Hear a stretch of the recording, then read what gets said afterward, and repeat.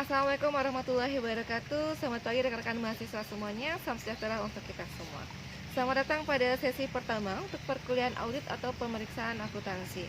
Di minggu pertama ini kita akan membahas mengenai konsep-konsep dasar auditing, yaitu pengertian audit, tujuan audit, manfaat audit, dan segala macamnya yang berkaitan dengan hal-hal dasar mengenai pemeriksaan akuntansi atau audit. Silakan rekan-rekan mahasiswa untuk simak video berikut ini. Selamat datang pada sesi 1 untuk mata kuliah auditing. Di sesi 1 ini kita akan membahas mengenai konsep-konsep dasar dari auditing atau pemeriksaan akuntansi. Sebelum masuk ke materi auditing, kita akan membahas sedikit mengenai akuntansi. Tapi saya rasa untuk rekan-rekan mahasiswa pasti sudah tahu dan paham betul dengan pertanyaan saya berikut ini. Apa itu akuntansi dan apa tujuan dari akuntansi? Saya jelaskan sedikit atau saya ingatkan sedikit, akuntansi adalah sebuah proses pencatatan, pengklasifikasian, pelaporan, dan penyajian data-data keuangan suatu badan usaha yang berguna untuk memberikan informasi bagi pihak yang membutuhkan dan digunakan untuk pengambilan suatu keputusan di dalam perusahaan. Nah, tujuan dari akuntansi itu sendiri adalah melakukan pencatatan, pengikhtisaran, kemudian melaporkan dan menginterpretasikan data ekonomi yang akan digunakan oleh pengguna informasi akuntansi dalam pengambilan keputusan. Selanjutnya, siapa sih pengguna dari informasi akuntansi itu? Yang pertama adalah investor. Investor di sini memerlukan laporan keuangan atau informasi akuntansi untuk membantu mereka dalam proses pengambilan keputusan berinvestasi. Kedua, ada lembaga pemerintah. Yang ketiga, ada pemasok dan bank atau kreditur. Mereka sangat membutuhkan informasi akuntansi guna membantu mereka mempertimbangkan dalam hal menjadi kreditur atau dalam hal memberikan bantuan terhadap perusahaan. Selanjutnya, itu adalah manajemen atau pemilik saham. Mereka sangat membutuhkan informasi akuntansi untuk mengetahui bagaimana keadaan perusahaan mereka yang sebenarnya. Sekarang kita akan lihat bidang spesialisasi akuntansi itu ada apa saja. Sangat banyak ya bidang spesialisasi akuntansi. Yang pertama itu adalah bidang akuntansi keuangan. Berikutnya adalah akuntansi biaya.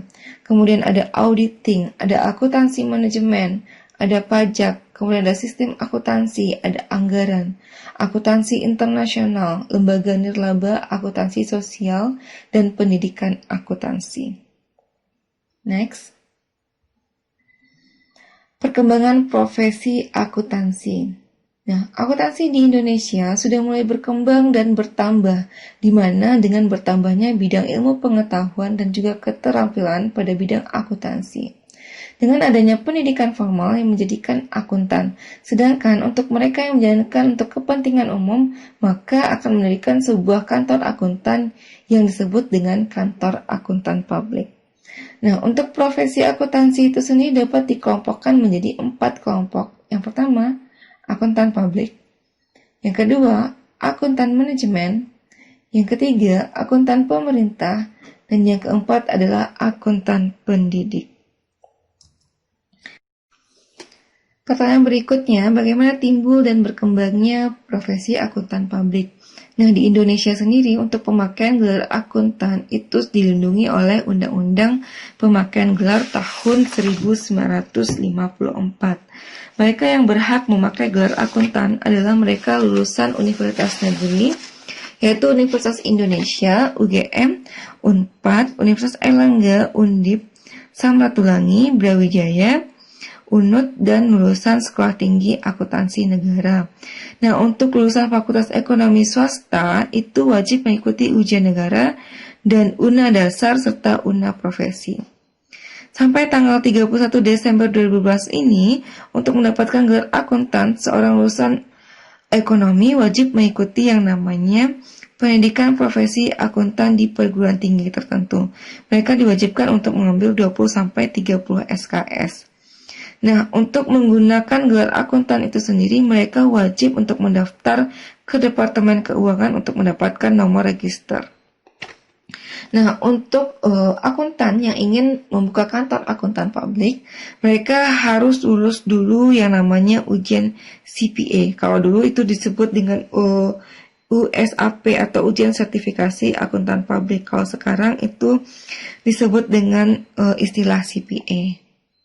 Nah, untuk saat ini, untuk lulusan PPAK tidak lagi memperoleh gelar akuntan CA secara otomatis, tetapi mereka harus mengikuti atau harus lulus ujian CA dulu, baru mereka bisa mendapatkan gelar CA. Nah, next kita akan lihat definisi audit. Nah, untuk definisi audit sendiri, sebelum kita simpulkan menurut bahasa kita akan lihat dulu definisi audit menurut pakarnya atau menurut beberapa ahli. Yang pertama, kita akan melihat definisi audit menurut Hayes. Hayes itu mengemukakan kalau audit itu adalah suatu proses sistematis untuk secara objektif mendapatkan dan mengevaluasi bahan bukti mengenai asersi tentang kejadian dan kegiatan ekonomi untuk meyakinkan tingkat keterkaitan antara asersi tersebut dengan kriteria telah ditetapkan dan mengkomunikasikan hasilnya kepada pihak-pihak yang berkepentingan.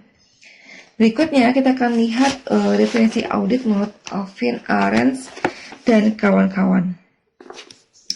Auditing is the accumulation and evaluation of evidence about information to determine and report on the degree of correspondence between the information and established criteria. Auditing should be done by a competent, independent person. Nah, berikutnya, menurut Conrad, audit itu sendiri adalah suatu proses sistematis untuk secara objektif mendapatkan dan mengevaluasi bukti mengenai asersi tentang kegiatan-kegiatan dan kejadian-kejadian ekonomi untuk meyakinkan tingkat keterkaitan antara asersi tersebut dan kriteria yang telah ditetapkan dan mengomunikasikan hasilnya kepada pihak-pihak yang berkepentingan. Nah, kalau kita lihat definisi audit dari 3 ahli tersebut, maka akan kita simpulkan definisi audit menurut bahasa yang mudah dipahami sebagai berikut. Yang pertama, auditing atau pengauditan adalah pemeriksaan untuk menguji kesesuaian objek pemeriksaan dengan standar atau ketentuan yang berlaku. Kedua, auditing dilakukan dengan cara mengumpulkan dan menguji bukti pendukung dan objek pengauditan.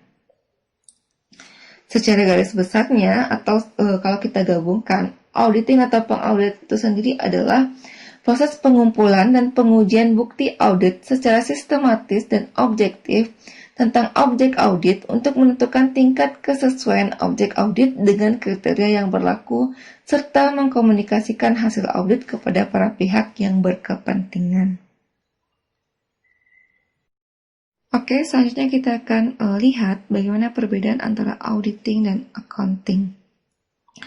Accounting is the recording, classifying, and summary of economic event for the purpose of providing financial information used in decision making. Auditing is determining whether recorded information properly reflects the economic event that occurred during the accounting period. Nah, kalau kita terjemahkan di sini, dikatakan proses akuntansi itu merupakan proses pencatatan, perekaman transaksi ke dalam bukti transaksi, identifikasi atau analisis transaksi, kemudian pencatatan atau klasifikasi transaksi ke dalam buku jurnal, kemudian kita kelompokkan transaksi ke dalam buku pembantu dan buku besar, sehingga akan menghasilkan pelaporan transaksi dalam bentuk laporan manajerial dan laporan keuangan. Nah, untuk acuan dari laporan manajerial adalah kebijakan manajemen. Kemudian untuk laporan keuangan itu mengacu pada standar akuntansi keuangan atau SAK. Nah, untuk proses audit itu dimulai dari penerimaan penugasan audit, perencanaan audit, pengumpulan bukti audit, pengujian audit, pelaporan hasil audit. Nah, untuk acuan proses audit itu kita menggunakan standar profesi akuntan publik. Nah,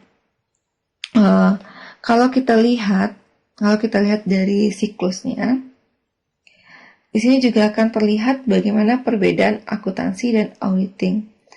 Yang hijau itu adalah proses akuntansi, yang biru adalah itu proses pengauditan. Nah, untuk proses akuntansi itu kita akan mulai dari bukti transaksi, kemudian kita lanjut untuk membuat jurnalnya, lanjut ke buku besar, lalu kita akan menghasilkan yang namanya laporan keuangan. Nah, untuk proses pengauditan, itu kita akan memulainya dari laporan keuangan. Kita akan menelusuri kebenaran laporan keuangan melalui buku besar, jurnal, serta bukti transaksinya. Ya, saya ulangi, kalau untuk proses akuntansi dimulai dari bukti transaksi, kemudian menghasilkan laporan keuangan. Sementara untuk proses audit dimulai dari laporan keuangan hingga menceknya ke bukti transaksi.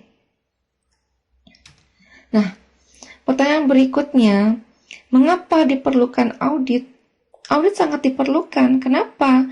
Karena audit atas laporan keuangan itu diperlukan oleh perusahaan yang pemiliknya adalah para pemegang saham untuk meyakinkan mereka atas apa yang disajikan oleh pihak manajemen dalam laporan keuangan.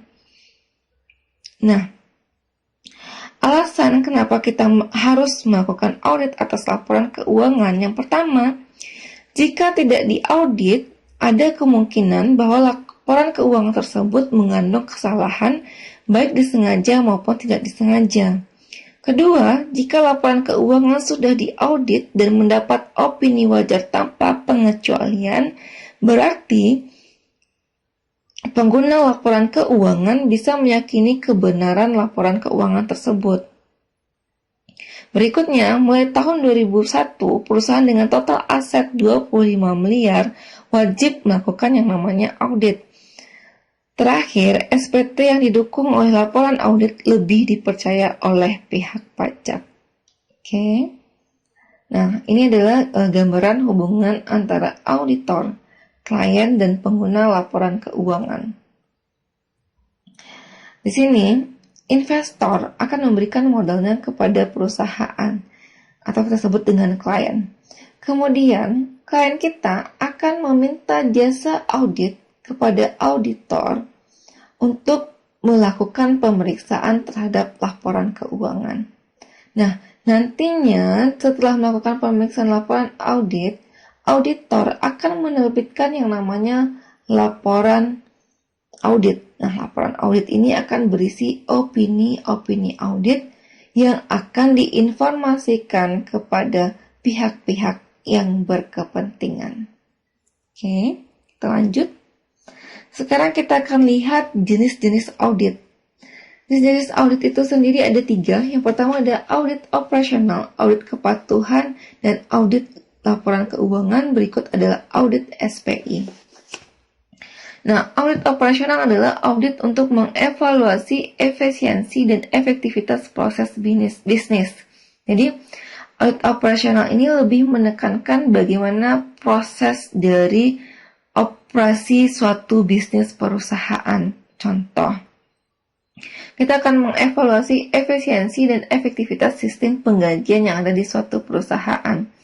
Bagaimana prosedur bisnisnya, bagaimana prosedur penggajiannya. Kemudian, informasi yang dibutuhkan adalah jumlah data penggajian yang diproses per bulan, biaya pemrosesan, dan jumlah kesalahannya. Kriterianya adalah standar efisiensi dan efektivitas pemrosesan data penggajian. Bukti yang tersedia adalah laporan kesalahan data atau informasi, kemudian data gaji dan biaya pemrosesan gaji. Jadi saya tekankan lagi, audit operasional ini adalah audit untuk mengevaluasi efisiensi dan efektivitas suatu proses bisnis. Nah, yang kedua itu adalah audit kepatuhan. Audit kepatuhan adalah audit untuk menguji kepatuhan praktik terhadap aturan dan prosedur yang berlaku. Jadi di sini kita akan lihat bagaimana tingkat kepatuhan dalam menjalankan praktik atau prosedur bisnis. Contoh, kita akan menentukan apakah setiap faktor pembelian dilampiri dokumen permintaan pembelian yang diotorisasi. Kemudian informasinya itu adalah praktik pengadaan barang dan jasa. Kriteria dari audit ini adalah ketentuan tentang kelengkapan faktor pembelian. Kemudian bukti yang tersedia adalah arsip faktor pembelian. Berikutnya itu adalah audit laporan keuangan. Ini sangat umum dibahas ya. Audit laporan keuangan itu adalah audit yang menguji kewajaran laporan keuangan. Contoh, kita akan mengaudit suatu laporan keuangan perusahaan. Sini saya contohkan, kita akan mengaudit laporan keuangan PT Garuda Indonesia. Nah, informasi yang kita butuhkan sudah pasti adalah laporan keuangan PT Garuda Indonesia. Kriterianya, kita akan melihat framework pelaporan keuangan, dia sesuai nggak dengan SAK dan peraturan yang berlaku. Kemudian bukti yang tersedia adalah dokumen transaksi, dokumen pembukuan, serta bukti-bukti lain yang dianggap relevan. Terakhir, jenis auditnya adalah audit sistem pengendalian internal atau yang kita singkat dengan SPI. SPI sendiri adalah audit untuk menguji tingkat kecukupan SPI atas laporan keuangan. Kita contohkan, objek auditnya di sini adalah sistem pengendalian internal atas laporan keuangan. Tujuan auditnya menguji tingkat efektivitas sistem pengendalian internal laporan keuangan. Kemudian kriterianya adalah ketentuan SPI, misalnya framework COSO. Kemudian laporannya sudah pasti pendapat auditor atas kecukupan SPI. Pengguna laporan itu sendiri adalah investor, kreditor, dan pihak lain yang berkepentingan. Lanjut, kita akan lihat bentuk laporan audit. Nah, untuk bentuk laporan audit yang pertama, untuk audit laporan keuangan, nanti bentuk laporannya itu adalah berupa opini auditor atas laporan keuangan.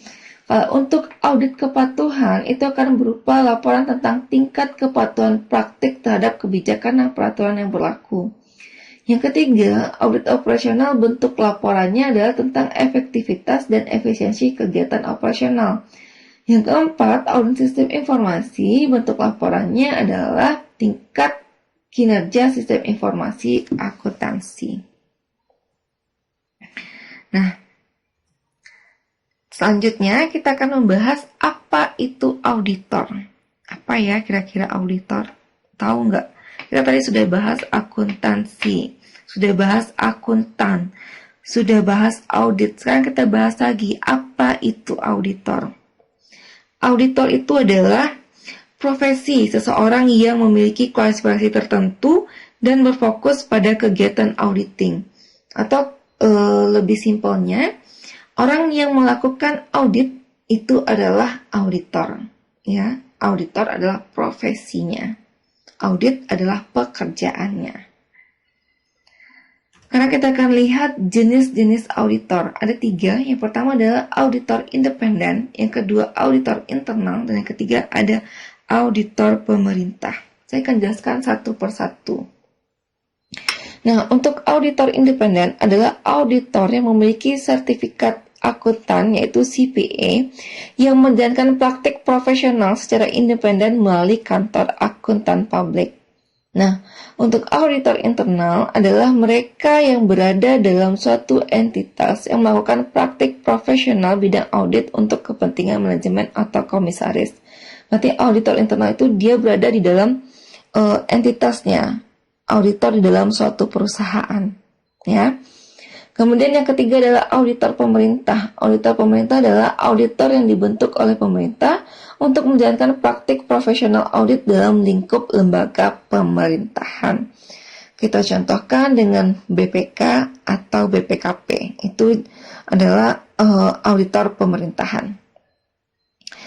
Selanjutnya, jenis auditor bisa ditentukan oleh posisi kerja auditor dan objek yang diaudit. Bisa juga ditambahkan misalnya auditor teknologi informasi, tapi yang baku itu hanya 3, yaitu auditor independen, auditor internal, dan auditor pemerintah. Oke, pertanyaan berikutnya. Apa sih itu kantor akuntan publik? Nah, tadi kita sudah bahas auditnya, auditornya. Sekarang apa itu kantor akuntan publik? Nah, kantor akuntan publik itu adalah kantor yang didirikan oleh akuntan bersertifikat akuntan publik untuk melaksanakan praktik jasa profesionalnya sebagai akuntan publik. Jadi bisa kita katakan kantor akuntan publik itu adalah kantor di mana seorang akuntan yang memiliki sertifikat akuntan publik untuk melakukan praktik auditnya. Nah, untuk perizinan pendirian kantor akuntan publik itu sendiri dapat diakses melalui situs kemenq.go.id layanan perizinan akuntan publik. Nanti mahasiswa sekalian bisa mengunjungi situs tersebut. Nah, selanjutnya kita akan lihat hierarki dari auditor dalam organisasi kantor akuntan publik. Nah, hierarkinya adalah partner atau rekan, kemudian ada manajer yaitu pengawas audit, yang ketiga ada auditor senior, yang keempat ada auditor junior. Saya akan jelaskan. Untuk partner sendiri adalah mereka yang bertanggung jawab atas hubungan dengan klien, keseluruhan proses auditing, penandatangan laporan audit, dan manajemen letter, serta bertanggung jawab atas penagihan fee pemeriksaan. Jadi saya tekankan partner di sini adalah orang yang bertanggung jawab atas hubungan dengan klien, bertanggung jawab atas keseluruhan proses audit, menandatangani laporan auditor dan manajemen letter, serta bertanggung jawab atas penagihan fee pemeriksaan. Nah, partner ini adalah orang yang memiliki sertifikat akuntan atau yang sudah lulus CPA yang berhak menandatangani laporan audit. Yang kedua, itu ada level manajer.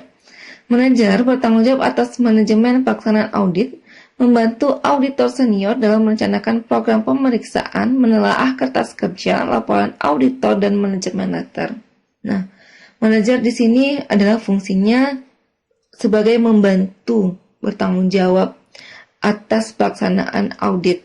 Nah, untuk yang ketiga, auditor senior adalah auditor yang melaksanakan pemeriksaan, mengelola biaya pemeriksaan, mengarahkan dan menelaah pekerjaan akuntan junior. Nah, yang paling bawah levelnya adalah auditor junior. Auditor junior adalah mereka yang melaksanakan prosedur pemeriksaan dan pembuatan kertas kerja. Jadi kerjanya itu untuk auditor junior lebih terperinci, seperti untuk vouching, stock of name, cash of name, itu dilakukan oleh auditor junior. Oke, selanjutnya kita akan membahas mengenai jasa dari kantor akuntan publik. Jasa yang diberikan oleh kantor akuntan publik itu dapat dikelompokkan menjadi dua. Yang pertama adalah jasa asuransi atau jasa pengujian. Yang kedua itu adalah jasa non-asuransi atau jasa non-pengujian. Nah, untuk jasa pengujian itu sendiri ada 5 item. Yang pertama adalah jasa atas audit laporan keuangan. Yang kedua, audit sistem pengendalian internal. Yang ketiga, audit teknologi informasi. Yang keempat, audit operasional. Dan yang kelima adalah audit investigasi khusus atau audit forensik. Nah, untuk jasa non-asuransi sendiri, ada yang disebut dengan jasa penyusunan laporan keuangan atau disebut dengan jasa kompilasi. Yang kedua, jasa bidang perpajakan. Yang ketiga, jasa konsultasi manajemen. Dan yang keempat, jasa penyusunan sistem informasi akuntansi. Oke, saya rasa materi kita saya cukupkan sampai di sini. Kita sudah bahas dasar-dasar auditing dan saya harapkan rekan-rekan dapat memahami dari penjelasan yang sudah saya berikan. Rajin-rajin lagi membaca, jangan andalkan materi yang sudah saya berikan, kalian juga bisa menambah wawasan dan ilmunya dengan membaca buku. Terima kasih. Assalamualaikum warahmatullahi wabarakatuh.